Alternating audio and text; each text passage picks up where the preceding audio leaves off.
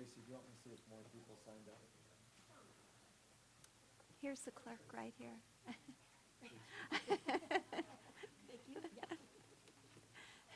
We're recording. Okay.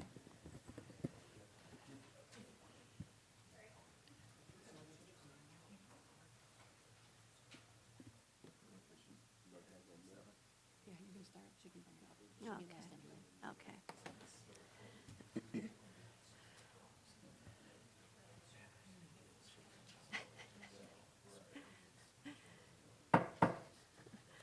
All right, I'd like to call the Village of Campton Hills meeting to order. It's March 3rd, 2026, 7 o'clock PM. Roll call, please. Trustee Benetti? Here. Trustee Boatner? Here. Trustee Burson? Here. Trustee Hassenberger? Here. Trustee Millet is absent. Trustee Muir? Here. President Wonicky? Present. Please rise for the Pledge of Allegiance. And Kim, can you lead us in the pledge? Pledge allegiance to the flag of the United States of America and to the republic for which it stands, one nation, under God, indivisible, with liberty and justice for all. All right. Okay, we'll move on to public comments. Thank you. Chuck Miles? It's all right. Thank you. Good evening. We have a letter we'd like to distribute to the council members. How best to do that? Yeah, you can do that. We need to turn the mic on, I think. Mark Adam, I'm Chuck Miles. I'm the treasurer for the Geneva Public Library District. I've been here before. I'm joined by Mark Adams, who's our board president, and Christine Lazaris, who's our executive director. So I wanted to share the latest communication that Geneva Public Library District has had with your administrator and attorney. On Monday, February 23rd, the library attorney had a discussion with your administrator and attorney concerning the current status and position of the library. This was viewed by our attorney as a very positive discussion. Two dates were offered for further discussion, Friday, February 27th and Monday, March 2nd. Nothing has happened since that February 23rd date. This was followed up by the letter that we have just distributed to you. As a reminder to all of you, the library, the only source of revenue for the library is property taxes. We charge no fees to use the library. Also, as a reminder, the library has been trying to have constructive discussion on this since June 19th, 2025. The library is asking for three basic things: an impact fee for the library of $95 per person for the annexation, memorialization and documentation of the TIF carve-out for libraries, a $120 per card holder fee, which is prescribed by law. The third point is the documentation requirements for the annual reimbursement of that carve-out. As an elected official of the Geneva Public Library District, I have a fiduciary responsibility to the 32,791 residents and taxpayers of the district. This is a shared responsibility with Campton Hills, as GPLD is the library district for the recently annexed property. We still have reservations about the TIF. However, our focus is on resolving these three issues. Thank you.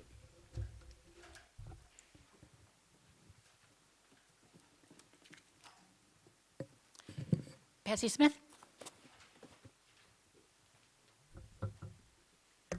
Good evening. I just have a couple of comments that I wanted to bring to your attention on the consent agenda. I'm acting as your village treasurer right now. Number one is I've already communicated with you about the elected officials not being paid properly and how almost everybody except for Clerk Johnson was underpaid, so that should have shown up on your paychecks. But hers had a $130 overpayment, and we're asking you to waive that so we can just clear the books on that, and we've corrected her payment as well. And then the other item is you have a warrant in front of you. I also have communicated to you that the paychecks invoices had not been on the warrants for the last several fiscal years. And we put this together for the board packet, but we knew we had an outlier in fiscal year 2025. And we found out, Paychex called, I think it was yesterday, and explained that the check that they had for $5,815.13 was actually for state unemployment. So that's why when you approve the consent agenda, you need to be approving this one with the strikeout. And so FY '25 is $8,259.71. And then the only other issue, the only reason you have a copy of my resume there is because that is a requirement of the Riverboat grant that I think somebody else is going to talk about later. And that is a requirement of the grant to have my resume, and I thought, well, you might as well have a copy of it. Thank you.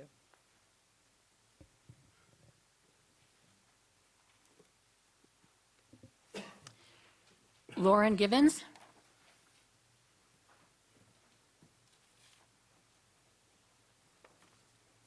Hi, I'm Lauren Janaris, and I was told that we should get up and do public comments now. So I believe that my proposal is at the end of the agenda, but I'm the owner of Strides in Motion. So I'm a physical therapist. I treat children and adults with multiple different disabilities. I'm blessed tonight to have the owners of the property where we're hoping to move to. I'm blessed to have multiple volunteers, clients, and client parents to support us here. So we went through the zoning process, and we've been through that hearing, and I believe we got unanimous approval. I didn't know if you wanted to hear from me as far as what is hippotherapy, what we plan on doing. So is this the time to tell you really briefly what we're doing? Yeah, why don't we do that? Yeah, we'll wait till your agenda item comes Okay, up that then. makes more sense. I'm sorry, Okay. I just was told to come up, That's so all right. thank you. Thank you.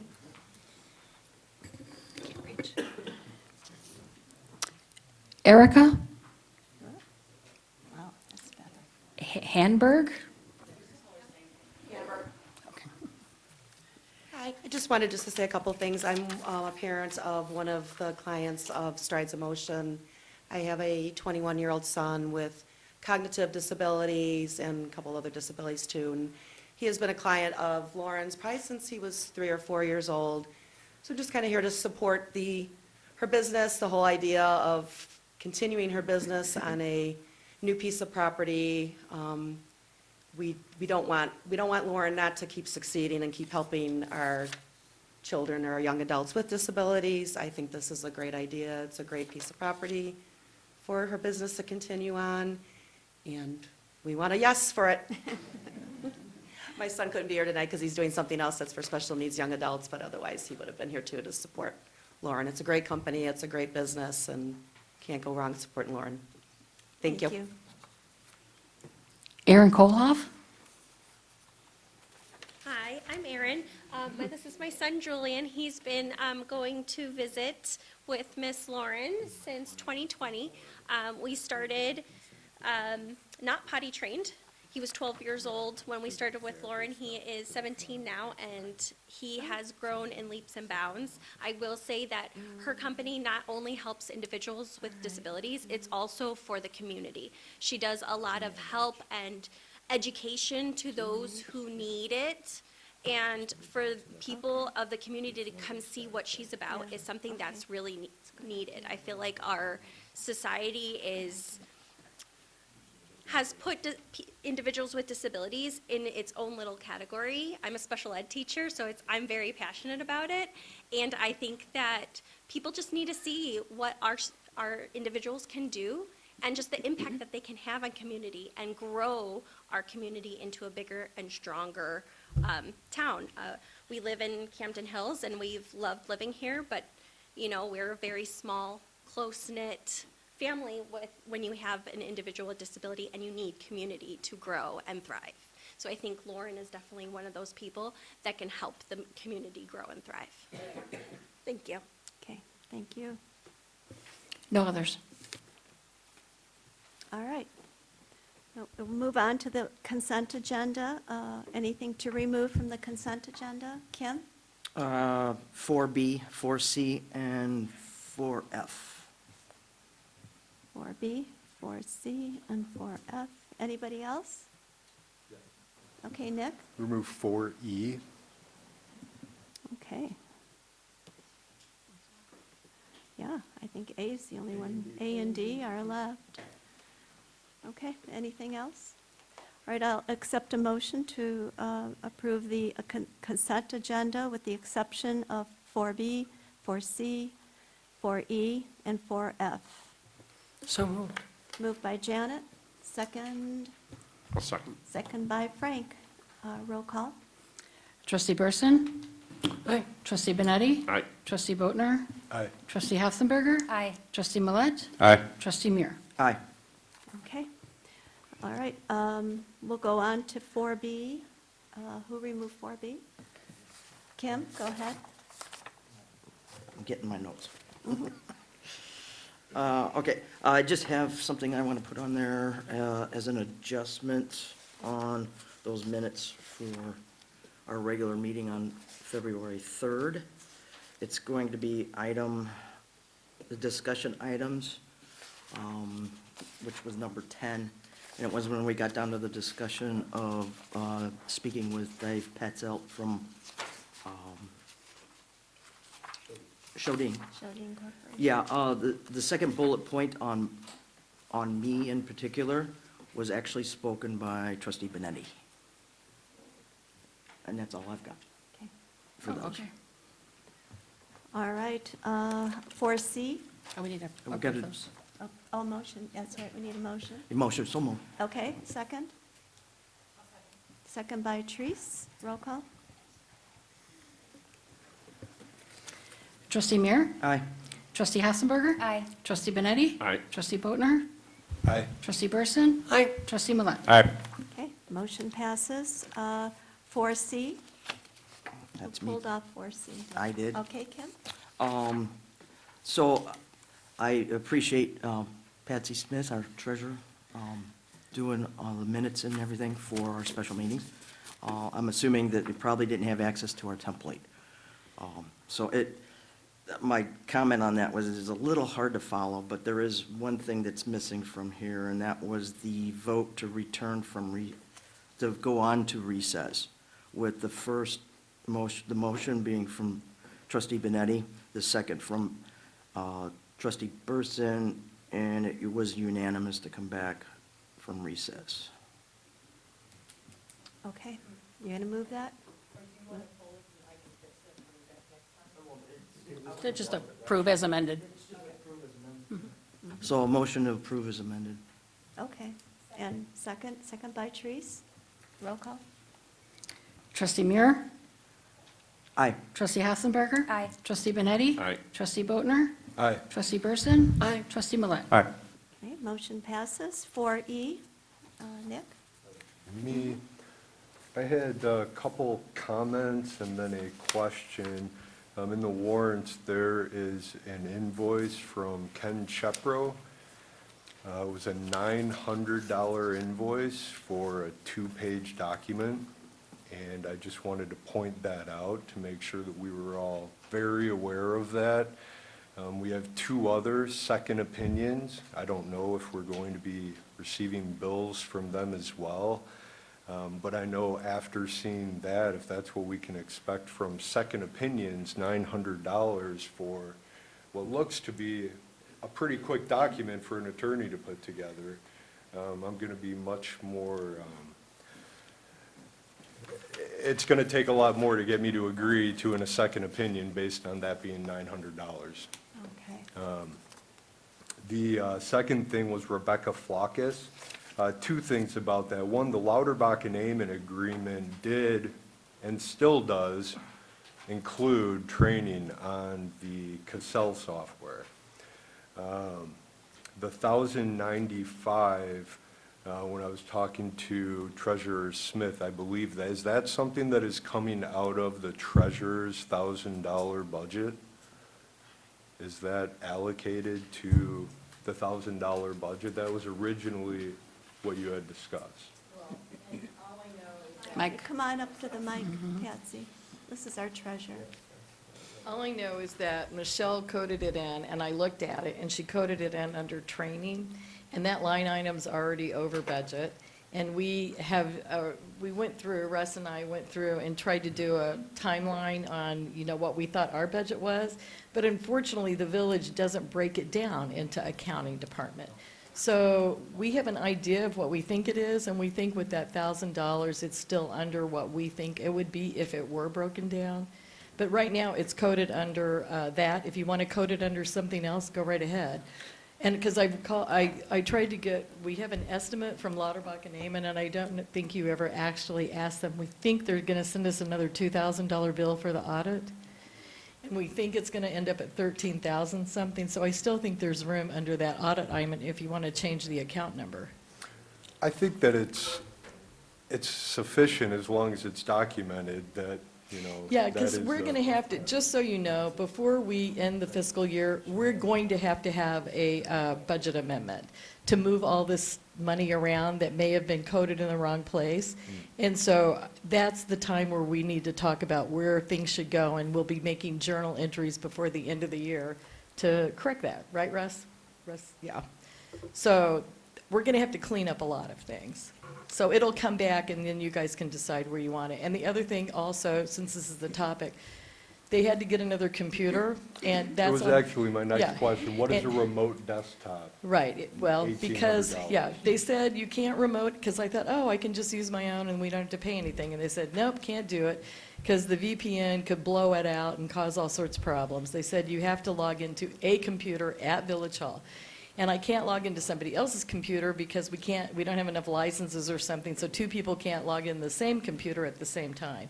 And from what I've figured out, and it just happened again tonight with Clerk Johnson, even if I have a file open, she can't open the same file at the same time. It's just the way the software works. So I didn't have a choice. And because of the Windows 10 issue, we just don't have any extra computers here right now. And plus, even after we got that one, another one caught on fire in the police department. So there's one more after that, which I don't know if it's on this warrant or not.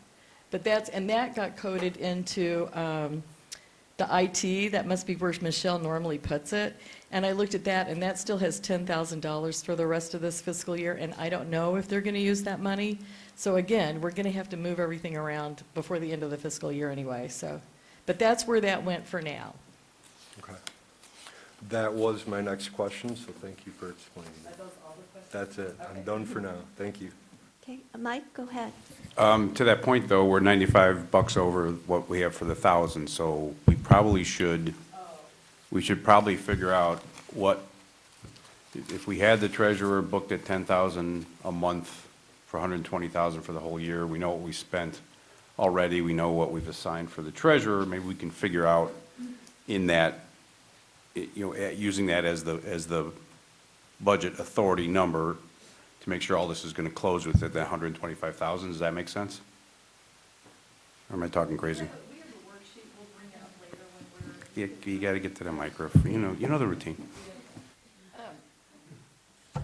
I don't know whether you want us to be prepared to bring that up at the public hearing when we do the budget, but I think if we have time, clearly we're going to go through each area and try to show you what we think, and unless we get everything reconciled before then, and then we'll actually have real numbers. But the other thing is that computer was actually under the village president's spending authority, not mine, because she signed it, because Helping Hands sends her the invoices, and she has to authorize anything with Helping Hands, whatever that's worth. Did I answer your question? Kind of? Okay. Yeah. Okay, any more discussion on that warrant? Okay, we'll move on. Oh, Fred, I just go have a ahead. question. So on the second opinion, we were supposed to get a second opinion based on the org chart and if it needed to go to referendum. But it seemed like we got a more elaborate second opinion on other things about the org chart. So did that fee include the extension or what we asked for? What we should have asked for is look at our org chart and do we have to, is it a change of structure for the village and do we have to go to referendum? That seemed, to Trustee Boatner's point, that seemed like a pretty simple question and a simple answer. But what we got back was a much longer response. So is that what's coming from all three attorneys? No, the one from Mr. Filippini is very short and to the point. It's on one page. Ken, I think, had other conversations with people other than me. to extend that out. Yeah, that's what I was wondering about, so. And the one from Carmen, I asked Carmen if he would send me an opinion. So I think everybody received that one, too. All right, Therese, go ahead. Yeah, I don't believe we ever, like, defined a question for the attorneys. So the question that was asked of Ansel Blank was basically, take a look at this and see if there's any, if you see any issues with it. And that's the opinion we got. Okay, Janet? I believe we did have a very defined scope, which was to tell us specifically whether your allegation that the org chart constituted a change in the form of government that would require the village to go to referendum was true or not, which is the question that Attorney Shepro answered, and I believe was taken up by Filippini as well. Because I did send out the question for clarification to everyone, and then got, no feedback other than that is respectfully what was discussed at the motion made at the table, and then when I asked for clarification, is staff to go do it, meaning myself, and we got a clarification, yes. And that's what I went on, and you see the question, the narrow scope that I did for both. I haven't had zero conversations with Ansel Blank. Yeah, I think the motion was very clear. You expounded on it to make sure it was clear. We all voted on it, and it's recorded, so I don't think it can be disputed what the request was for. Okay, Therese, go ahead. So, yeah, the motion was also, yeah, it was very clear, and it did not have the question added to the motion. It just said that we would be allowed a second opinion.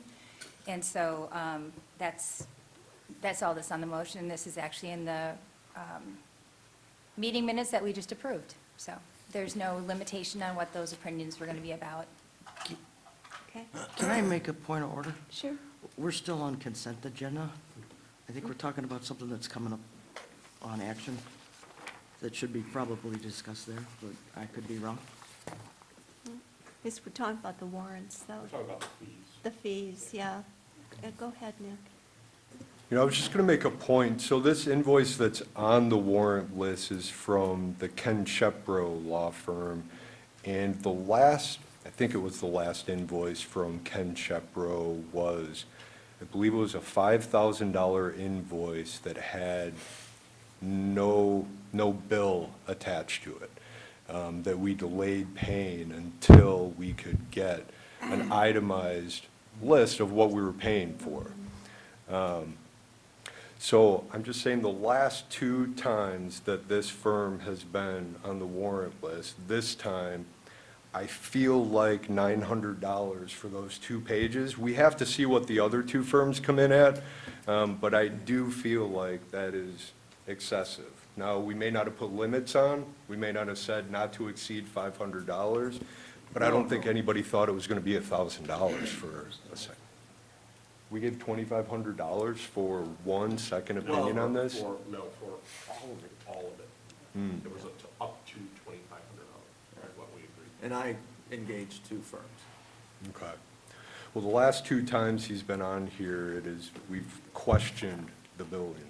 So another thing just to keep in the back of our minds. Okay. Anything else? Any more discussion? Okay, who moved that forward? Nick? I'll make a motion. Okay, a second? Second. Okay, roll call. Trustee Boatner? Aye. Trustee Benetti? Aye. Trustee Burson? Aye. Trustee Hassenberger? Aye. Trustee Millet? Aye. Trustee Muir? Aye.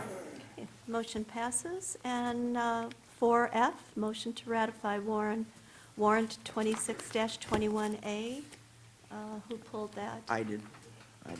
Kim? Go Yeah. ahead, go. Yeah. So we received the corrected amount, and Treasurer Smith talked about it with the paycheck invoices. I just pulled it so that I can make sure that to put it in as, make the motion of the amended document that we received with the amount, since it's out there with the incorrect in the public, so. Second. Yep. Okay. Mike, second, right? Okay, any other discussion? All right, roll call. Trustee Meir? Aye. Trustee Millet? Aye. Trustee Benetti? Aye. Trustee Boatner? Aye. Trustee Burson? Aye. Trustee Hessenberger? Aye. Okay, motion passes. Right, we'll move on to staff reports, and we'll have Chief Levan give our police report. I'm going to say my police report, so just one quick thing. A resident called and had questions about this. Danker Road on March 10th for one day will be closed between Deer Run and Split Rail. They are installing underground, what was their? It's essentially a box culvert that runs the width of both lanes of the road. Some places it would be a bridge, but this is a very inexpensive way to bridge water that runs on each side of the road. Which they're doing prior to any work that will be coming on the road later this year. Which is part of the KDOT bypass, and they're going to IDOT headquarters in June for a letting to be approved, and we should have the work on those three main roads between after July 4th through the end of construction, September, early October. So all residents can still get north or south to a main road, just that small section will be closed for the one day. That's it. And expect the longer closings on those roads after the 4th of July. Okay, did you want to talk about the riverboat grant? I think that was going to be the last discussion item. Oh. If you want me to bring it up. Sure, go ahead, yeah. There was a question, so we recently applied for the riverboat grant again. It would have been for $50,000, which would have covered a generator installation. We submitted all the paperwork. There was some discussion if a resolution would have been needed. Technically, no, it was not needed because there was no cost to the village coming out of it, that, exceeded $10,000. Spoke to the task force today from the riverboat grant. They said a stipulation to it is they do want a resolution. So, but what we can do, because Christina completed everything, that it'll get submitted to them tomorrow. So I just need a consensus from the board tonight that no one has any objections against us applying for this. There's no cost to the village. We then, at the next board meeting, will bring the resolution to ratify. Was that the correct terminology? Right, so the requirement for a resolution is on the grant program side. It's not a village requirement that we have a resolution. So the program provider indicated to the chief, I think it was today, that consensus of the board to apply is fine, and they'll accept a resolution at a later time. So we'll put it on the next agenda. Okay, all right, any objections to the riverboat grant? Good, thank you. All right, moving right along, Finance Department. Since Friday, we have updated the treasurer's report, and so you have the copy that's going to be sent to the press and the county. So you have a copy of that, and this is what will be put on the village website.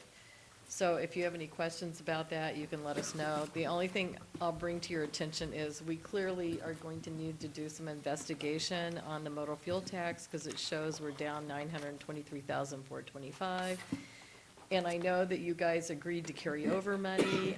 I don't remember how much you guys agreed to pay from a general fund or a reserve account, so I've got to go back and do all that homework, and we've got to figure out what should really be in there, and I don't know when your road projects are letting or bidding or whatever you're doing.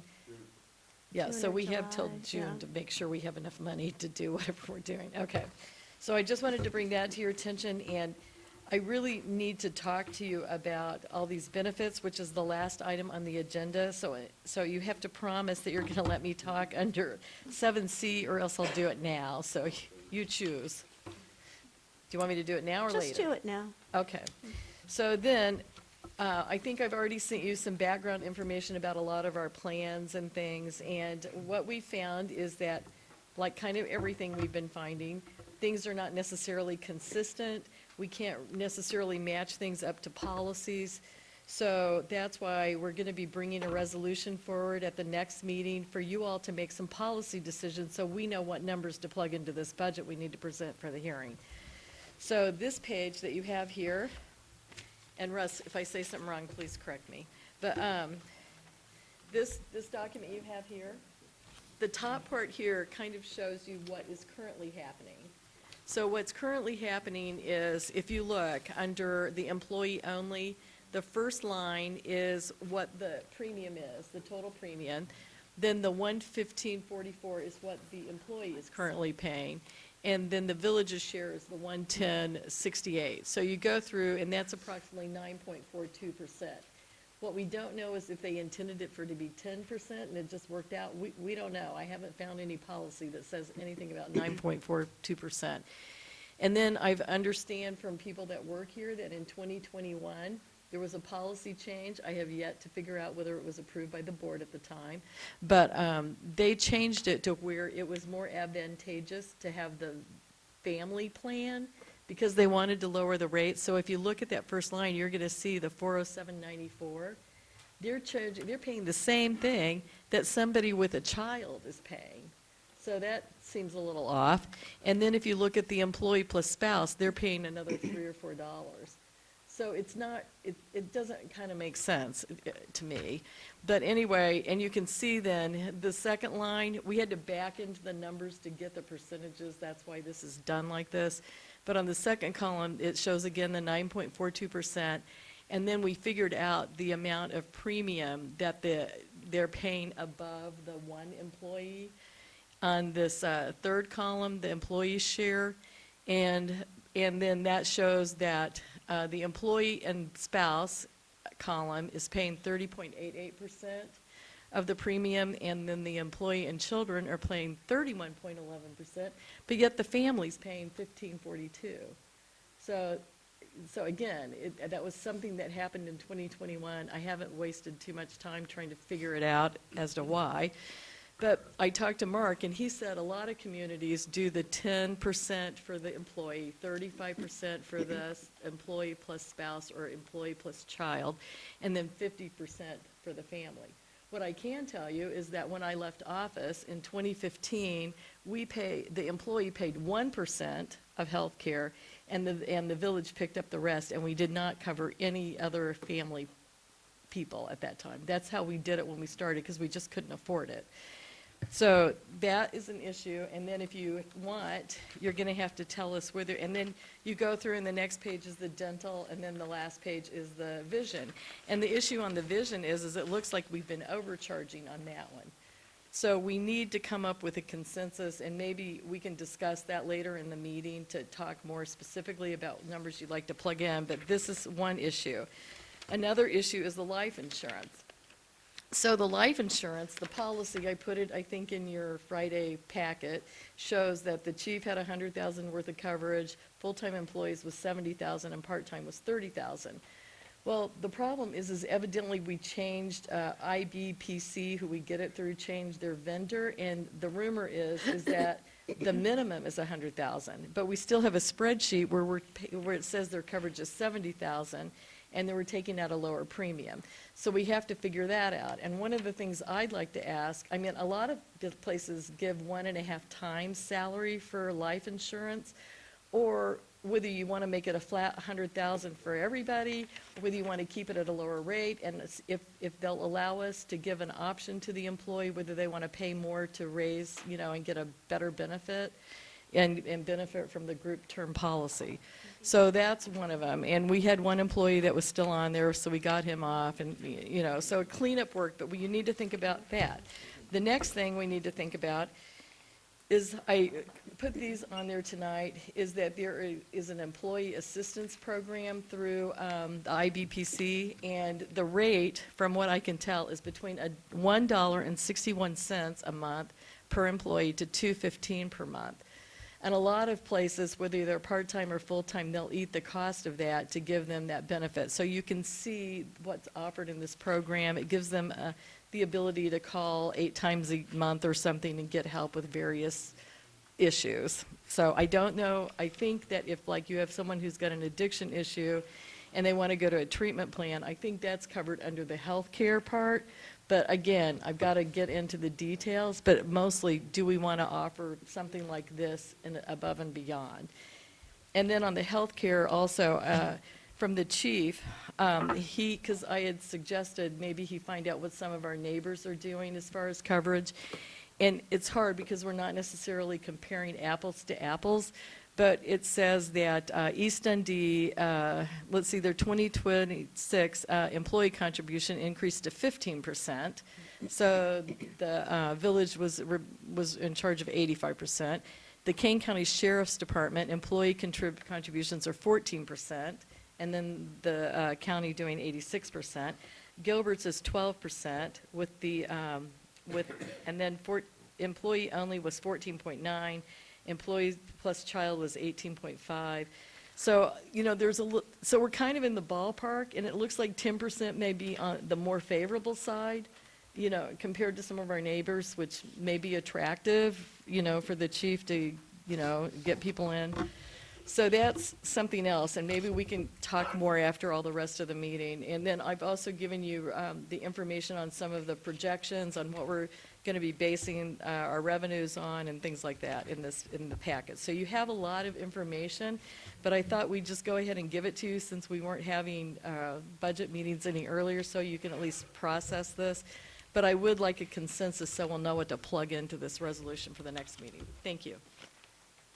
Okay. Does Russ, do you have anything for today? No? He's back there. Okay, we'll move on. We'll move on to action items. I'm going to move 6G and 6H up to the top. And those two action items are for the hippotherapy, and that way you don't have to sit here through our whole meeting if you choose to leave earlier. Move to approve ordinance 2618.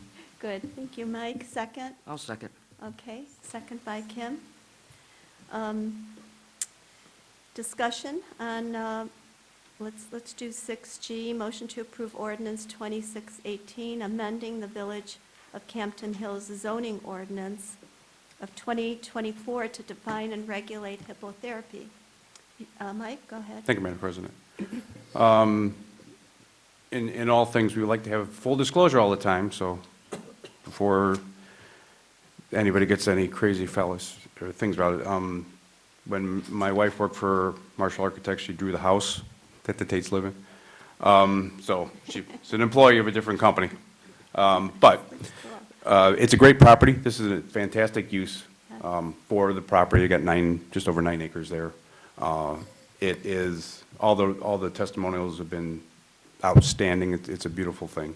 And the step one, we always have people come in for use changes to the property. They don't reach out to their neighbors, and they did. And got, the only feedback we have in writing is from neighbors saying, this is a great idea, let's do it. So great job for the operator, owners, PCZ doing their job. So I'm happy to recommend this. Okay. Anybody else?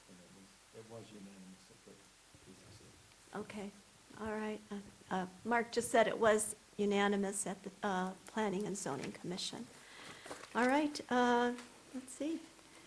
Roll call on 6G. Trustee Millet? Aye. Trustee Muir? Aye. Trustee Benetti? Aye. Trustee Boatner? Aye. Trustee Burson? Aye. Trustee Hassenberger? Aye. Yeah, motion passes. Move to approve ordinance 26-19. All righty. Do I have a second? Second. Second by Kim. Discussion? Kim? Other than I'd like to thank the PCZ for all their hard work, as always. They went to great lengths to make sure everything was good and kosher there, so. Okay. Anybody else? All right, roll call. She seemed eager to speak. Do we want to listen to her? Do you want? Yeah, sure, right, yeah, absolutely, yeah. Yeah? Oh, okay, all right, okay. Anybody I else? just wanted to make sure you had the chance if you wanted to. Trustee Millet? Aye. Trustee Muir? Aye. Trustee Benetti? Aye. Trustee Boatner? Aye. Trustee Burson? Aye. Trustee Hessenberger? Aye. Motion passes. Yeah, we're glad you're here. Please use Campton Hills address in your advertising. Yes, please. There you go. Tax roll still Elburn, I've got that same issue. Yeah, congratulations, that's great. All right, well, moving on to action items again. A, consideration of village president's veto of written objections to, oh, we'll wait here.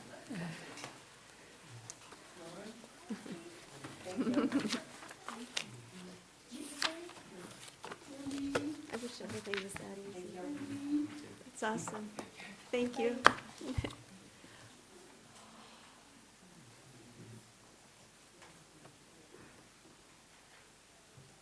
Okay, consideration of village president's veto or written objections to ordinance 26-12 related to the organizational chart. I'll accept a motion on that one for discussion. So moved. Moved by Janet. Second. I'll second. Second by Frank. Discussion? No? Treese, go ahead. So I'm just going to read in a memo that I sent to the board earlier today. Dear President Winnicki, trustees, and Mark Rooney, for all the reasons discussed below and more fully addressed in the attached memorandum, which I sent to them all via email, I respectfully request your support tonight to uphold the veto of ordinance number 2612. I spoke with Mark Rooney yesterday, and he agrees that it would be beneficial to hold a separate meeting dedicated to discussing ordinance 2612 and the potential legal and operational issues raised by the ordinance, particularly in light of the legal advice the village has received. And I wrote here at the time, I said, please note that President Winnicki has requested a written legal opinion from Mr. Forte, but at the time of writing this memo, I had not received that. It has since been sent to all of us, and I do have a comment to make at the end. A separate meeting would allow trustees to ask questions directly of council and fully evaluate the legal implications before taking further action. First, it is important to think about what we would be voting on tonight if a motion is made to override the veto. The vote is not about whether you like or dislike the organizational chart. Rather, the vote is whether to override a veto and enact an ordinance number 2612 as a valid law. That leads to the question of what the ordinance legally does. Based on all three legal opinions, not talking about Mr. Forte's, the ordinance does not change governmental authority, the ordinance does not amend the village code, and the organizational charts cannot change statutory powers. So the result is the ordinance has no operative legal effect. President Winnicki issued the veto because several legitimate legal issues exist, as confirmed by all three legal opinions received. It is unclear which chart was adopted. The ordinance conflicts with existing law. It risks confusion about executive and officer authority. It creates governance uncertainty without legally changing authority. An override of the veto would adopt an ordinance that changes nothing legally, potentially mislead staff and the public about authority and responsibilities, and increase risk of disputes or litigation over roles and powers. The organizational chart initially raised concerns because it appeared to alter the statutory authority of the village president and possibly the treasurer, which could have required a voter referendum if it effectively changed the village's form of government. After receiving the three legal opinions, it became clear that the ordinance does not actually change any authority because it does not amend the village code, and the organizational chart alone has no independent legal effect. But it brought up additional issues. The referendum issue is maybe currently moot. However, if the board later seeks to implement the authority structure reflected in the charts through code amendments, referendum requirements could again be very relevant. So we have two options tonight. Option A, uphold the veto and conduct a workshop to address potential changes to the organizational chart along with a clear code amendments with legal advice. Or option B, override and adopt a legally ineffective ordinance creating confusion. I believe option A is the appropriate option. I will not read my memorandum that was attached, but there is a lot more detail comparing the legal opinions and conclusions supporting my opinion to uphold the veto. Sincerely, Therese Hoffensberger, trustee, Village of Campton Hills. Okay, thank you, Therese. More discussion? Nick? Yeah, so to go through the 5 reasons that are on the veto, the first item, the organization chart clearly states supervision and referral. Same thing for item number 3. The chart does not depict who reports to whom. I mean, it's like clear as day. I don't know what I am missing. I mean, I read it, it's right there. One of these, number 2, it's talking about that it's not labeled an organizational chart. One of these is clearly, it says organizational chart right on, what's that? Exhibit A. Exhibit A. But right at the top, I mean, the heading of one of the charts says organizational chart. Item number 4, that it hasn't been adopted by the village code, we haven't amended our ordinances. I mean, I think we all realize this was kind of step 1. This was putting together an overall game plan to move forward versus individually going through and amending different ordinances. This gives us a full picture, a full scope of how the village operates, who reports to who, and what the structure is. And then I think we all knew going into this that there's more steps to follow, but you have to start somewhere. I didn't think any of the 3 second opinions from the attorneys were very compelling at all as far as telling us something we didn't already know. We discussed this for an extended period of time, and now it's just getting longer, but we haven't learned anything that we didn't already know. And in all reality, the best opinion I got was from our village attorney. The longest, most detailed, most thoughtful, and nothing changed from all of the times that Attorney Forte has already spoken to us about this when we've discussed the org chart. So based on that, I'm not seeing anything in the 5 reasons to veto this. The board has already voted, it's passed. There were no second opinions that were so compelling that I see any reason to now go backwards on what the board has already decided to do. That's all I have. Okay, Frank? Yeah, it was good to get the history from 2016 because I think there was some confusion over who had authority over staff and whatnot, so it was good for me to see that. And from day one, I never really saw much of a difference between the old org chart and the new one that was proposed, other than there was a lot more detail on the new one that was proposed. And my assumption was always, from a typical chain of command and how you run a business, is that, you have supervision and you don't have 3 bosses for the same group of people trying to manage the same group of things. And, any company that I know of that has all chiefs and not enough Indians, or, too many chiefs and too few Indians, those companies don't survive. They don't do well. So to me, what we're trying to do is give a clear direction of how the village should be run. And quite honestly, since this discussion started, we've seen even more confusion in staff because we've had different people try to give authority, and in a way, we almost experience a little bit of a mutiny where some people are just ignoring certain people of authority. And it seemed like we had more management than we had staff, and the staff that we have is only 1 full-time employee, a handful of part-time employees, and the police department. And I don't think anybody's going to go to Chief Levan and say, hey, Chief, I'm going to go tell your policemen how to do their jobs. I think Chief's in charge of the police department. So without that structure, you have chaos.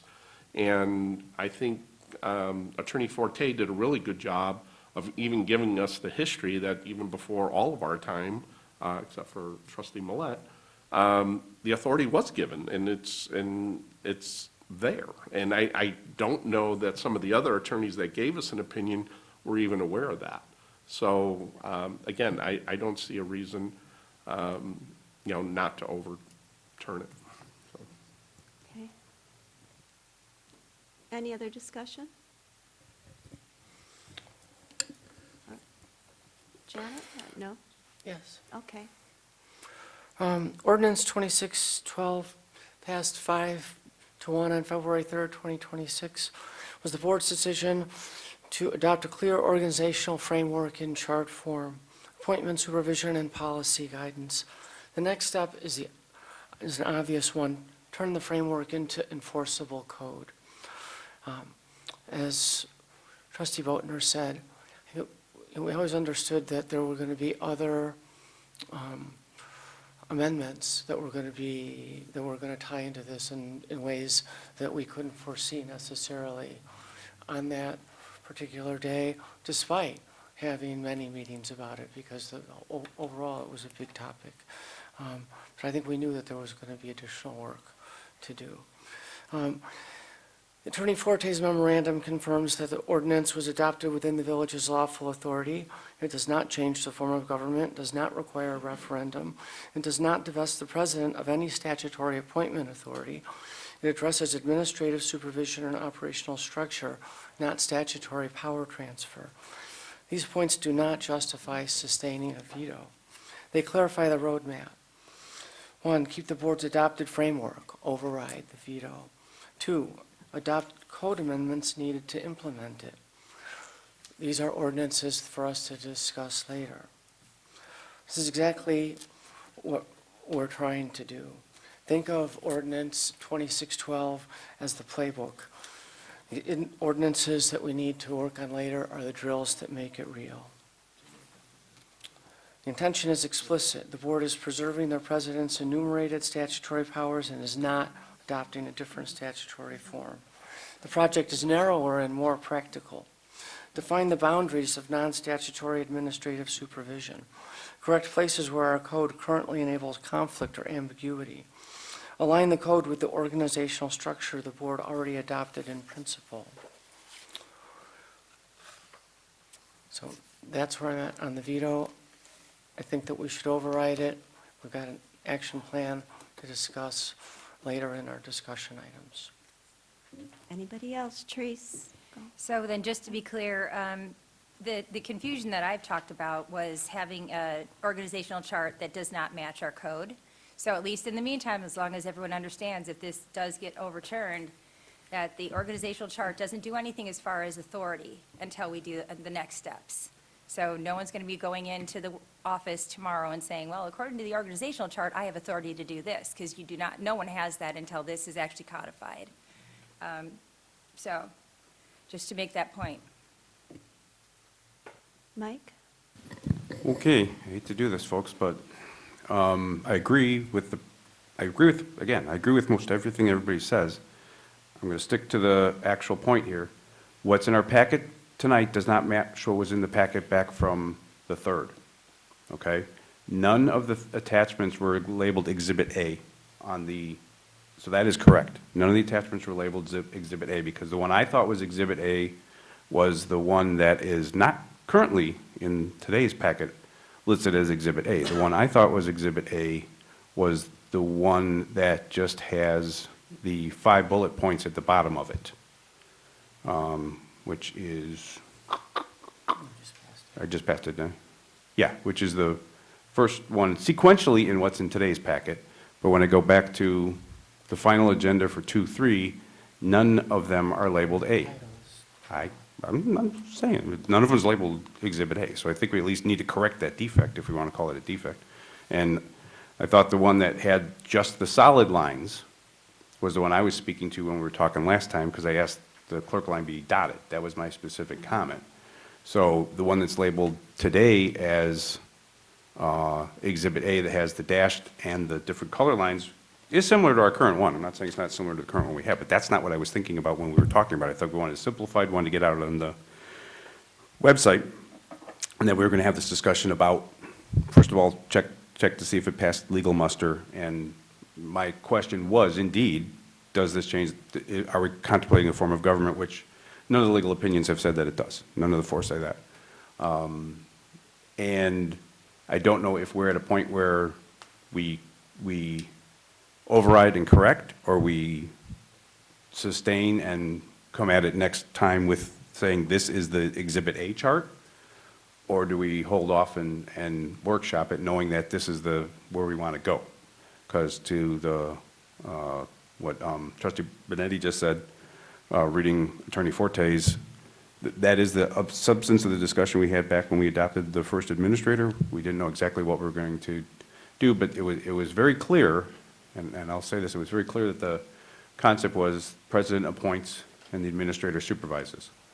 And that's a perfect analogy on, no president mayor worth their salt is going to tell a sworn officer what to do. Because in the old days they did, and it caused tons of problems. That's why nobody does it anymore.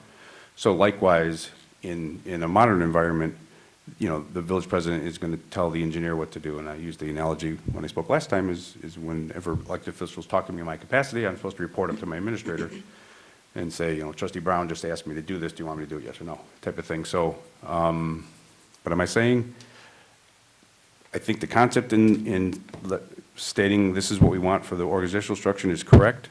I do think there's a defect in, it wasn't clear which one was Exhibit A. So I'm not sure how to rectify that. All right, Ken?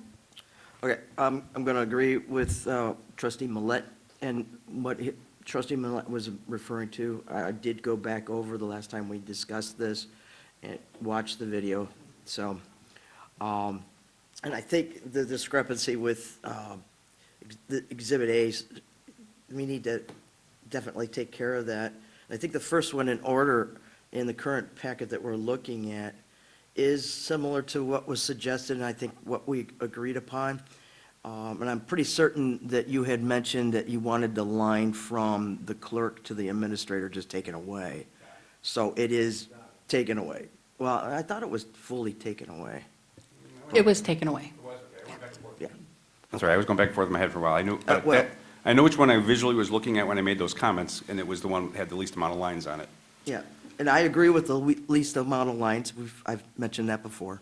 The more lines for people that don't like flow charts that have a lot of lines can be confusing. Going forward, again, with all the legal opinions, we come into that. Your legal opinions are always based on how you ask the question. Okay, so you're always going to get some differences, but they all did agree that this is not a change in our form of government. And I think I initially said that when it was first proposed, even with all the lines on it, based on 2016, what was already out there. Is there some question about some of the things further down? But I almost kind of agree with a workshop. Go ahead and keeping the veto in place, going to the workshop, but not delaying it. I mean, we quite literally sit down and workshop it and make our amendments to our code as well. Because it needs to be it's got to be in the code. We have some changes that we need to make in our code because there's some errors in it currently, just from certain positions. So, again, kind of like some of my other votes, I'll wait since I typically go last anyway. My decision will be made then. All right. Mike? Sure. So I guess if we are sustaining based on, or if we're overriding based on the simplified org chart, I'm a yes on that because that's what I thought we agreed to last time. If we are going with the one that is labeled Exhibit A in tonight's packet, I would say no, because that's not what I was voting on back then. I mean, we could override to put it on to force ourselves into action, because that's something we have done in the past. That puts a time frame on it, because if we don't, then it could lag, because sometimes we get distracted by stuff. Janet, go ahead. I think that the intention of the board was clearly expressed. in the charts. And so whether something says Exhibit A on this one or that one is not unimportant, but it's not important to the intention that we express. And one of the things that was consistent across several of these opinions was that the charts themselves are not of the significance that people think they are. Ken Shepro referred to the charts as aspirational documents. And to the extent that they correctly represent what the board was aspiring to, I think overriding the veto is correct. And to the extent that anyone has a concern about that, then I think you can easily fall back on the other parts of some of these opinions that said they're just pictures and they're not code. And it's the code that goes along with these things that is ultimately going to rule the day. But I think to go back on the goals that we set and to question those when we spent so much time on it and voted so decisively on it the first time, I think is a mistake, sends the wrong message, really to ourselves as much as anybody else in terms of what we're trying to do here. Therese? So obviously, the point that I brought up is not necessarily with regard to these organizational charts right now, because we've all agreed that they don't do anything legally to the appointment authority. But the legal opinions all have said that there's issues, though, if we are going to try to go forward with this particular chart, there could be issues that we should be at least talking about in some sort of a meeting and get someone to give us some legal direction. Because what we don't want to do is start approving ordinances based on this, because that's what I'm hearing, is I'm hearing that people are thinking just because we're approving this, we're approving the structure of this, and that's something that's going to take a lot of discussion and debate on how far it goes, because the legal opinions are saying, and I think all three agree, that it really depends on how you are going to draft these ordinances and what you're going to say specifically, because this is just an organizational chart, and it's also highly unusual to have this kind of writing on an organizational chart down below. So that probably shouldn't even be there. Go ahead, Janet.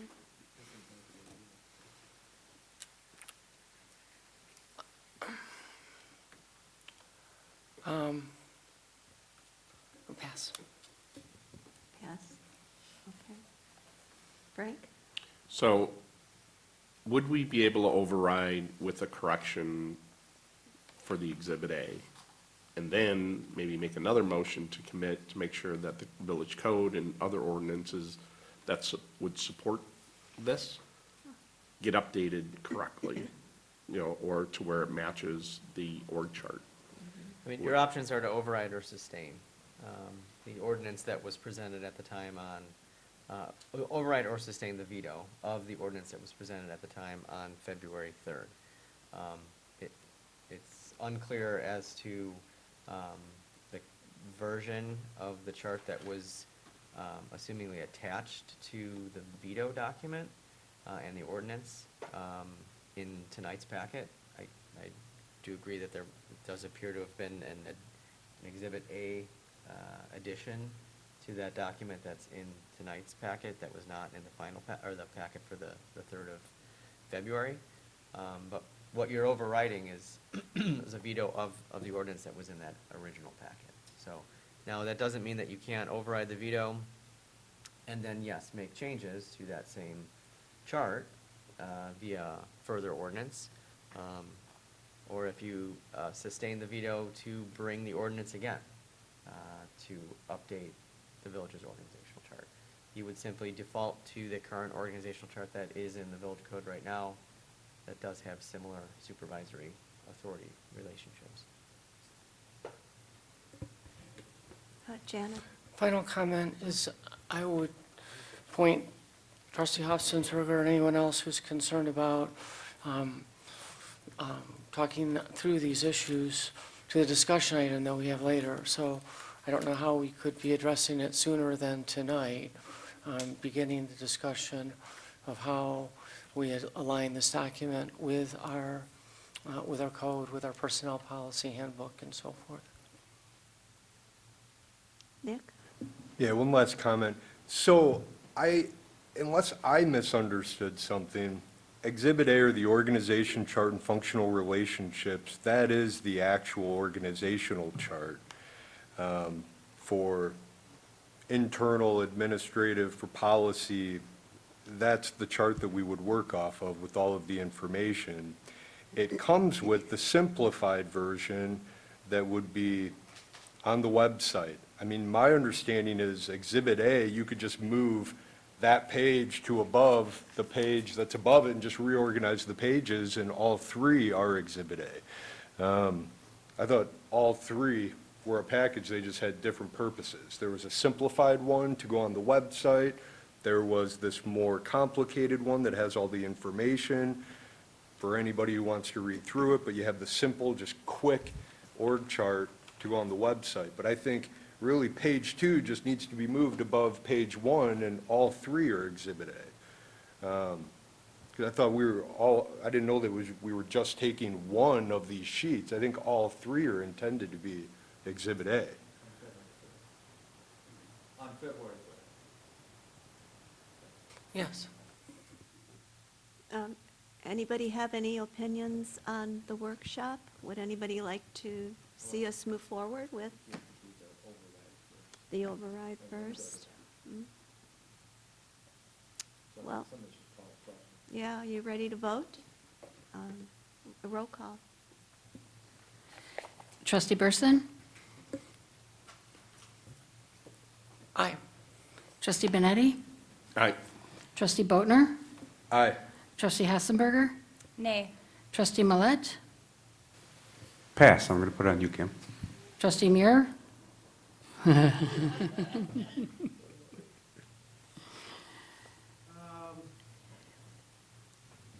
I'm going to go with nay. Trustee Millet? Then I'll go with aye. Okay, motion passes. So, anybody interested in the workshop since? I'm sorry. Statute requires a two-thirds vote of the, if I can finish, it's a two-thirds vote of the current sitting trustees. The president does not vote. All right, back to the workshop. Anybody interested? I guess not.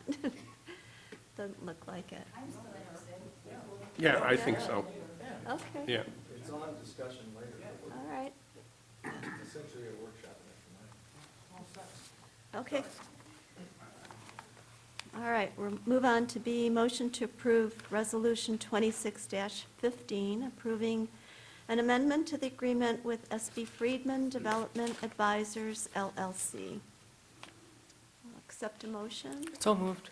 Moved by Janet, second. I'll second. Second by Kim. Any discussion?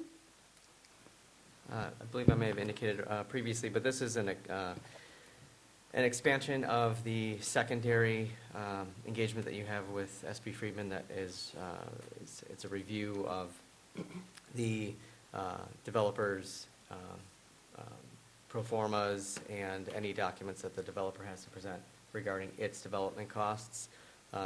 We began that engagement, the village began that engagement with SB Friedman a bit ago, but the work has proven to be a little bit more than they originally anticipated. They started with somewhat of a conservative estimate just to get the process going, because it really is the second step in the process, but we felt that it would be good to have them on board, since they're the experts in reviewing these types of materials.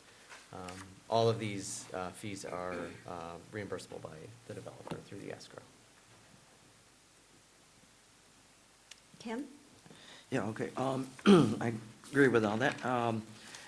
I know it's reimbursable by the escrow, but yeah, even for, not that, I want to see Shodine succeed here too. Are you anticipating those costs going more than the 39.5? It's possible. At this point,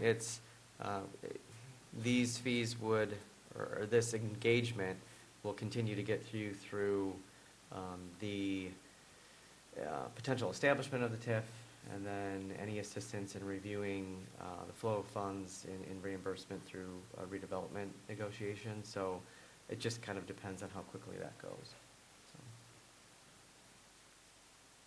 So. Janet? I would like to get clarification on what the $39.5 million covers. I know that there are numbers in that ballpark that, some lower, some higher, that might be involved in providing water and sanitary services for the subdivision. But this $39.5 million, although some of it might go to that, I believe we also have to cover the bridge issue, whatever our contribution to the bridge is, and payments to the school district. Yeah, And- TIF eligible costs. Right. The school district is a commitment by statute of the TIF law, and the library was correct. There is a Payments to the library payment to district. the library district, and then the village's cost, whether it be 5 or 10%, depending on the federal funding of repair of the bridge over Harley. Currently, last year's number from Rod at the Blackberry Township, it was in the 300 to 400,000 cost share. So you'd want to make sure you had that money before you give the money to the but-for test for Shodine to pay for the water and sewer plants, not the pipes that he's going to go Sure, down. no, we get that, but as it reads in here, I think, it says that's $39.5 million to Shodine, no? You don't see it that way, Kevin? No, this is expanding and going up, not to exceed the amount of 39,500 to, Oh, for the escrow. well, for SB Freeman's agreement to help us with the TIF, because we have to have that consultation. I'm sorry, so I'm on a different Yes. different topic. Yes. you know, with Administrator Rooney, sorry. These fees are on an hourly basis based on a fee schedule that SB Freeman provided at the outset of the agreement. And it was originally $20,000 not to exceed. And we knew that there would be more fees. So right now, they've essentially doubled it. And they will draw down from that balance. Okay, Therese? So how are we, how do we come about these numbers? So are we running them past Shodine before it comes to the board for approval? Like, do they have an idea that we're going to be approving twice as much that are going to, go through the escrow, or? how- Dave Petzel is aware that we're coming to the end of our original approved document, and he is very much desiring to have SB Friedman to continue, because he knows that's the essential, get to the but-for, how many dollars does he get for the water and sewer at Mill Creek Sanitary Water District? So he's very supportive of this. Okay, so. And Barb and Carmen and I were at meetings just last week about that. I guess So- just in terms of our, duty to, make sure that this is being done correctly, how do we know that, though? So we just know from you telling us, or should we be? No, the reality is, this contract is the village's contract, and it's a consultant that's approved in our, as far as the annexation agreement, that will have village costs to analyze his pro forma, and whether he likes it or not, he's in a hard place by the annexation agreement to refuse to reimburse this escrow amount. This contract is for the village to do its job related to his development. And it's very standard procedure to do this. Did I just hear, did you say that there is a possibility that Shodine could refuse to pay? No, there is no possibility. I'm saying he could try, but he would not succeed in refusing. Okay. And quite practically, why would he refuse when he's going to be asking for TIF in the redevelopment agreement right. of numbers not as high as the trustee person said, but they're in excess of 25 million. So he's going to not be in a position to reject this, and nor would he desire to. But it's our contract. All right, ready to vote? Roll call. Trustee Burson? Aye. Trustee Muir? Aye. Trustee Benetti? Aye. Trustee Boatner? Aye. Trustee Hassenberger? Aye. Trustee Millet? Aye. Okay, motion passes. All right, 6C, motion to approve Resolution 26-16, establishing the reimbursement rates for certain consulting services provided to the Village of Campton Hills in connection with the LaFox of Campton Hills development. I'll accept a motion. So moved. Moved by Mike, Second. second by Janet. Discussion?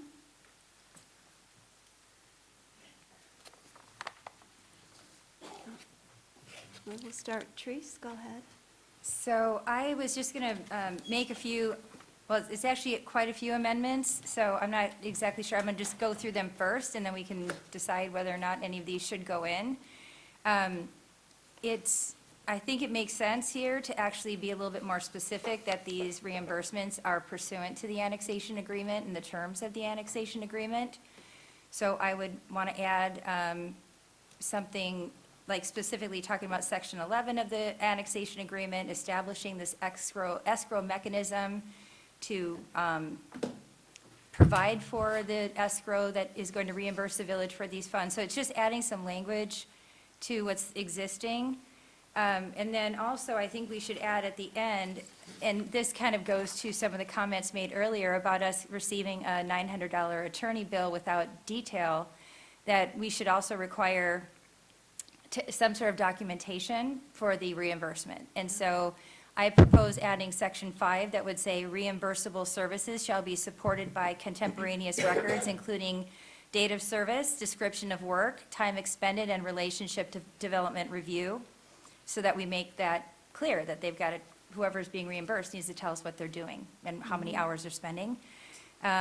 Also, there was another, just a concern, and I don't know if this is necessary or not, but I would add a Section 6 that says, in the event of any conflict between this resolution and the agreement, that the agreement, when I say the agreement, I mean the annexation agreement, should control, because I believe that's what the annexation agreement specifically says.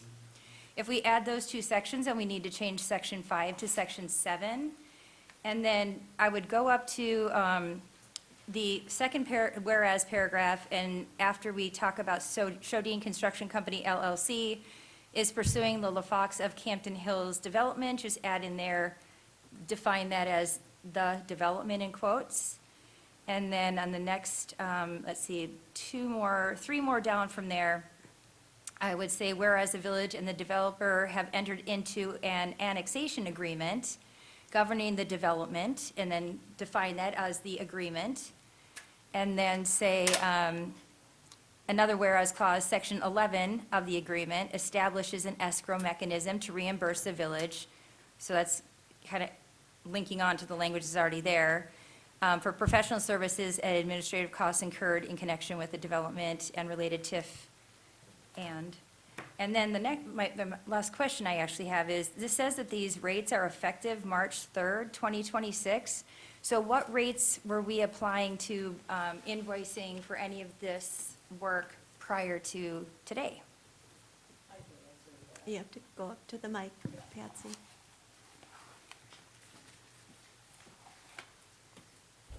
James Brown was being invoiced at 104.40, and I believe that's his straight rate. Is that correct? So I would certainly recommend the village get a few bucks, because there is a cost of administering the escrow, because it takes me time to do it. And then, but as far as the administrator's time, that's one of the reasons I put this on here, is because I need a rate. And he had originally recommended $110 an hour to me, which is what I put in your memo. But to my knowledge, correctly, they've not been billed for any of your time. Is that correct? We need to set the rate. We need to set the rate. So, and then I guess as soon as that happens, hopefully you'll give me hours and I'll be able to set it. So 104.40, I've seen that number of what we billed for Jim Brown. I don't know if they would question if it's higher for going up, but, it's been a while since, he's been invoiced for that stuff. Okay, Janet? We have a village attorney. I'm pretty comfortable with the work that he does. So I guess I appreciate the, walk down the amateur attorney lane, but I think that I'm comfortable with this as it stands. Therese? Not quite sure what Janet meant by that, or trustee Burson, but we all bring our own backgrounds to this job. And so if my background happens to be I'm a retired or inactive lawyer, I'm going to bring that to the job.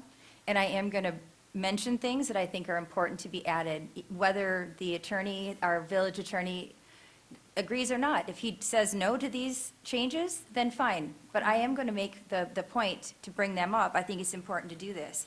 And I don't know why anyone would question me adding documentation requirements for people providing services. I don't know why that is so absolute. First of all, that's not legal at all. That's just common sense. And the other comment about the not conflicting with the resolution and the agreement, I think just is also common sense because we have that clause in the annexation agreement. The other stuff, if you don't like it, that's fine. I just made a suggestion, but we all bring in our own background, and I'm not going to turn my background off just because I'm sitting here as a trustee. I am not acting as the attorney, and if the village attorney doesn't want to make these changes and the group doesn't want to make the changes, that's fine, but it's on the record that I put it here, that it makes sense for someone who's going to be asking for reimbursement to document what they're doing. Okay, Frank? I guess I'll ask Attorney Forte, your opinion on the suggestion. I can make any changes that the board would like me to make. I was presented with numerous copies of different versions of these resolutions last week, kind of near the end of the week, right before the packet was due on Thursday, and was able to put together a form that you can consider. If you'd like me to add things to the resolution, you can table it and we can make changes to it, but this is the first notice that I've been given that changes have been requested in the packet. Okay, but I guess my question is, out of what you heard, do you feel like we should consider putting some of those in? I mean, I'm asking for a legal opinion at this point, or are you comfortable with what you drafted? I didn't hear anything in there that was objectionable. Had it been brought to my attention before, I probably would have considered adding it. But I feel that what's been presented in the packet is enough to establish the rate. The agreements that are already in place stand, and the agreement, for instance, the annexation agreement says that it controls. So it's the board's decision if they'd like to change the current resolution or not. Mike? I like the changes that you suggested to call to the billing and then changing section 5, adding section 6, renumbering 5 to 7. I think that makes it stronger. I don't think there's any, I think that's good. And then if they're not repeating the word development, I don't know, lawyer engineer, we do some of the same stuff too when we for contract stuff so you don't have to repeat the term over and over again. So either way on that, I definitely like the tie to the annexation, the language of it, point 11 of the annexation agreement. I think that should be added. Okay. Let me take Nick first. Go ahead. Thank you. Yeah, with Teresa's suggestions, I would just ask Attorney Forte to review everything and incorporate them as appropriate. It was a little hard for me to follow along with everything as you were going, not a criticism. I was just trying to follow along, so put my trust in Attorney Forte to review all of that. The rates, I believe if we were going to bill for Mark's hours, our administrator, it'd be like around $85, $90 if we were just to do straight hourly rates. That would be about 68, so I was recommending either 110 or 125, and Okay, so based on that, I mean, I was working off of 85, which would be like a 40%. I would suggest that Jim Brown's rate be increased relative to your rate. I'd propose $150 per hour for Jim Brown's rate. And I feel like your rate is reasonable where it's at 125, based on the fact that there are so many other expenses the village takes on that are hard to quantify and to track. supporting what we're doing for the annexation outside of just simple hourly rates. And I think $4 an hour on Jim Brown's, I don't know if that was arbitrary, but it definitely doesn't seem adequate. So I would propose amending that rate to $150 an hour. And 125 for the administrator. And 125 at the administrator, and that's keeping the percentages relative. Okay. Kim, your turn. Okay, I'm good with the 125. Then we're talking billing, the escrow here, and the reimbursement back to us, right? The 125 on the administrator, I do disagree with the 150 on the building and zoning officer. I think that's a bit high. $4, maybe 110. Might as well make it 110. Yeah, I think 110, 125 would. Janet? I agree 150 sounded high, and the reason it sounded high right off the bat is because we're already paying a contractor rate for him. And so I don't think we get to mark it up the same way, right? So 125, it feels to me like sort of the tolerance for pain is a reasonable charge. Make them both. Yeah. Make them both. We're both contractors anyway. Should we, did he table to bring back those changes? Yeah, okay. Nick? I will just simply follow up. I don't think there's any reason to be bashful here. We're providing a pretty incredible service, supporting this development that Shodine is going to support his business off of. I wouldn't be bashful about 150, but I think 125 is a big improvement. So I would be satisfied being there, but I don't see any reason that we need to be bashful. I think 150 is completely reasonable. All right. Therese? I think I'm with Kim on 110. I think this rate is already, it's already a contractor rate, it's already high. And so I think 110 seems reasonable. Okay. Any other comments? We're kind of all over the place here. Yeah, I'm good with whatever they're willing to pay, so. And I'll be fine at 125, just to simplify this whole thing. I mean, yeah, that's, Okay. All right. Is that your motion then? Nick? Okay. And do I have a second on? Well, you have a motion on the floor and a second on the original resolution, so if the consensus is to adopt trustee Huffensberger's edits and then the Okay. set rate, whoever made the motion can amend. Okay. And then Amend the rates to be both. take the second, and then if trustee can provide her notes to the clerk on the amendments, then we can make those changes. Okay. Do we have a second fine. on your amendment? Whose motion was it? Is it Mike's? It's Mike's. You'll second. Can I add real quick? Mr. Forte, I would have been more than happy to give this to you in advance, but as you know, so much of this stuff comes to us. We had 109 pages to look at, really late on Friday, and I didn't want to give it to you over the weekend. And honestly, I was working on other things. But yeah, in the future, I'd be more than happy to just send this to you in advance and have you look at it. Like I said, so I apologize for that, for having it happen here and taking up all this time. It's just sometimes we have so much to go through that this was something I actually went through today. I appreciate that. It seems like none of us heard about it until Okay.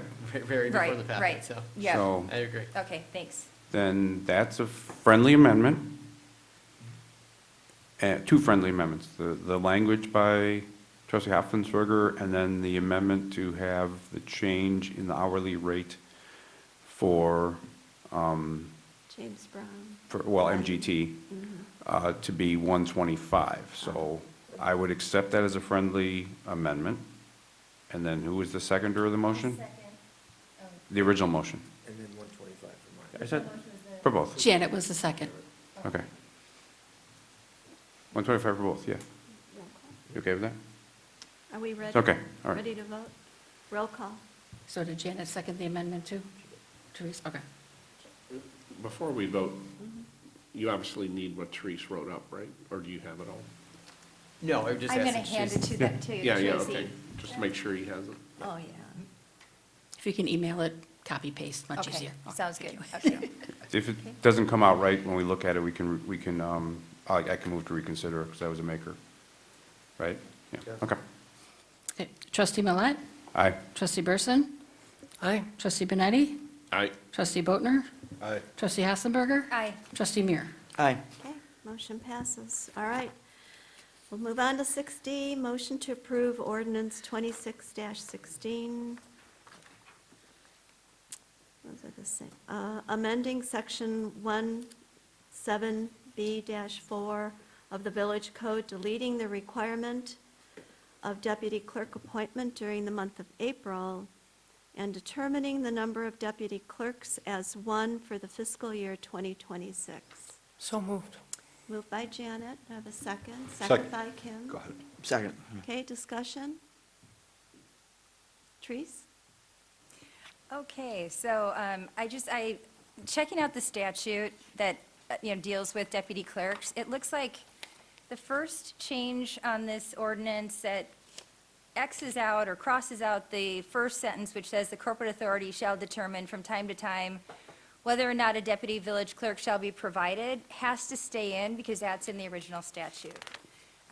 So that, if you look it up, it's 65 ILCS 5/3.1-30-10, and it's pretty short, and it basically says, in municipalities of less than 500,000, the municipal clerk, when authorized by the corporate authorities, so that's actually in the statute, so when authorized by the corporate authorities, may appoint the number of deputy clerks necessary to discharge the functions and duties of the office of municipal clerk, who need not be a resident of the municipality. The corporate authorities of the municipality may limit the number of deputy clerks that the municipal clerk may appoint.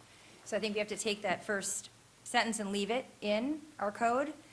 And then I agree with the next X out, which said that we had to do this appointments during the month of April, because I just read the code and it doesn't say anything about any dates. So taking the month of April for the appointments out makes sense.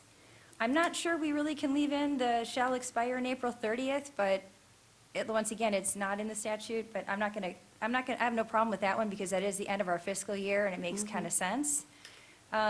And then I have issues on C, once again, so where we're basically saying that the deputy clerk will have the following powers and duties, but it's kind of like then says, but it's only when either the clerk gives it something to her in writing, or if the corporate authorities determine that the village clerk is incapacitated. And once again, neither of those two things are in the statute, so I don't believe we have the right to do either of those.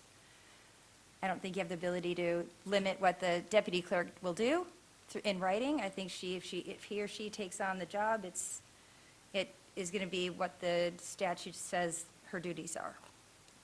Okay. Anybody else? No more discussion? Janet?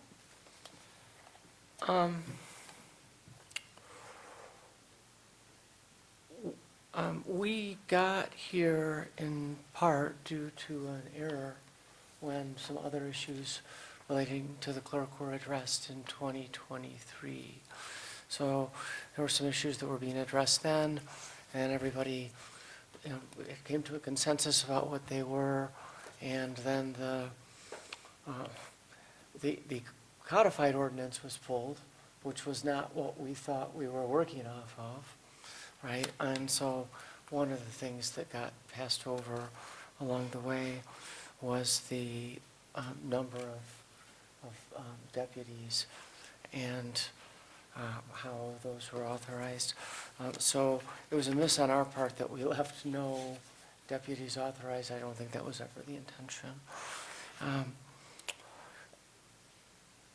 The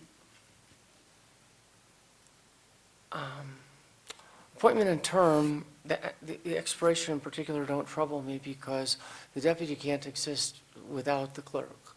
So if we think, for example, about the end of a term, end of the board term, president's term, and then clerk's term, of course, when that term expires, deputy goes away.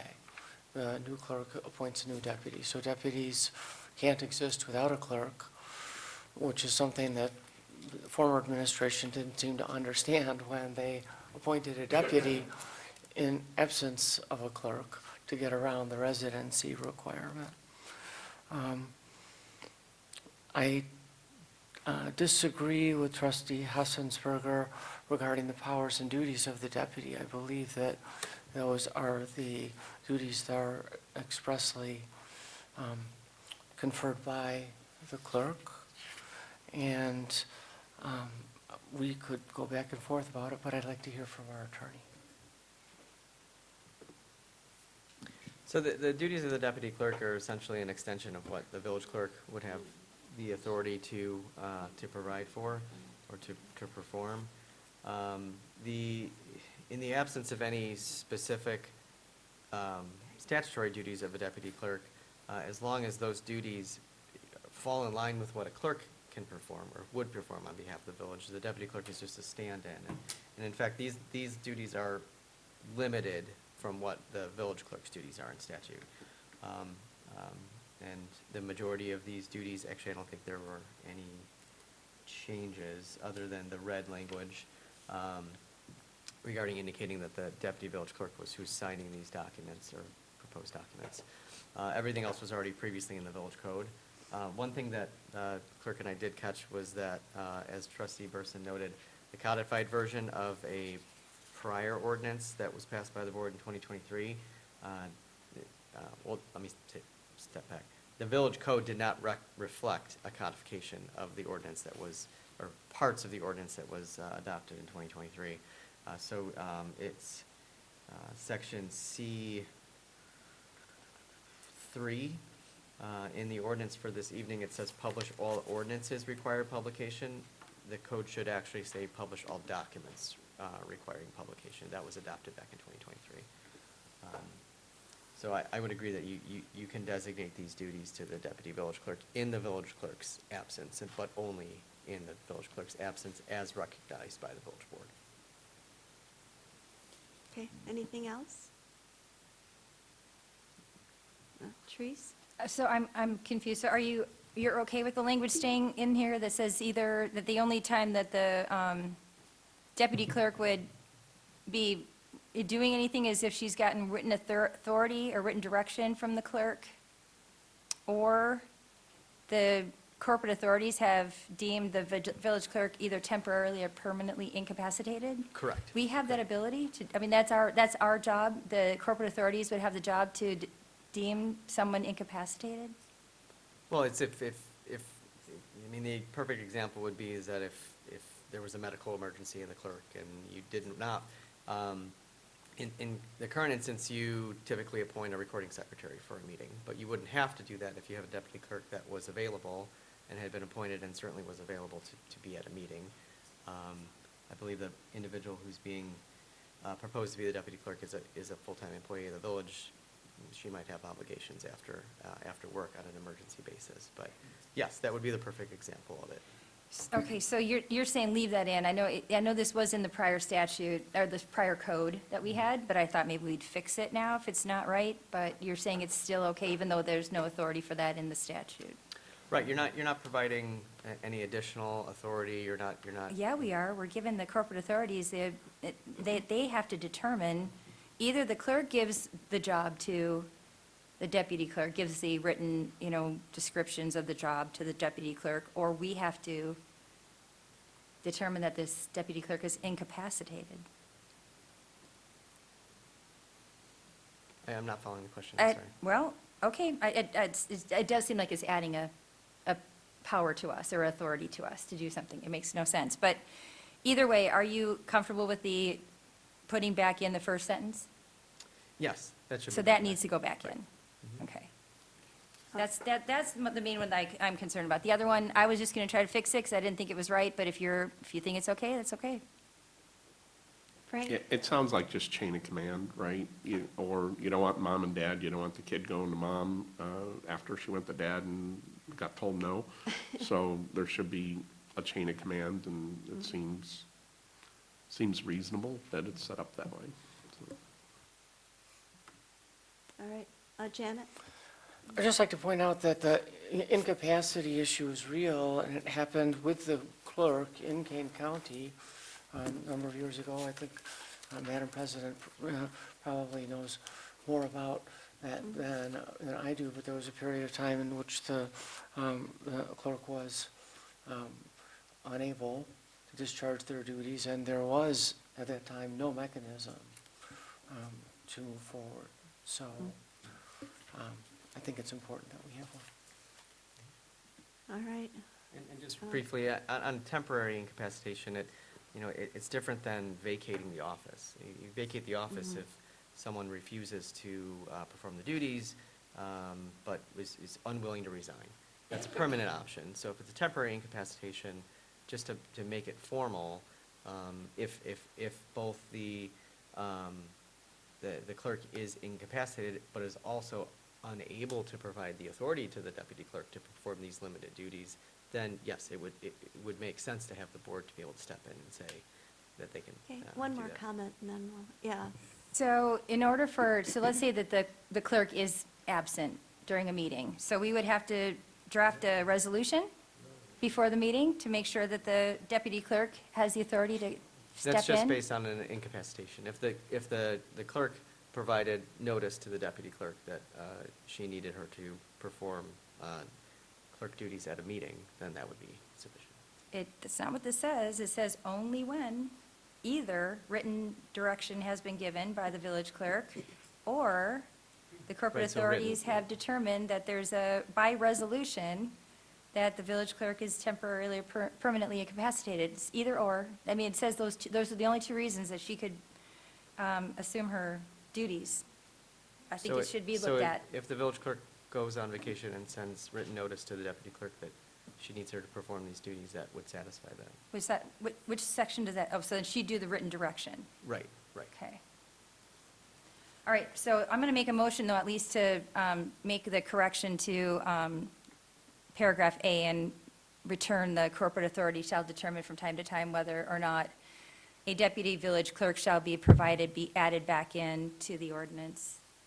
Okay, do I have a second? And we should make the change to the documents in C3, where it says publish all documents requiring publication. So those two changes. Okay. Do I have a second on those changes? Second? Second by Mike. Okay. Are we ready to vote? Any more discussion, or we're ready to vote? Okay. Roll call. Trustee Hassenberger? Aye. Trustee Millet? Aye. Trustee Benetti? Can I get clarification what the second change was? The ordinance that was prepared Frank? indicates in C3, publish all ordinances requiring publications, because that is what the village code says right now, but it was a codification error. So when an ordinance was approved in 2023, the codifying company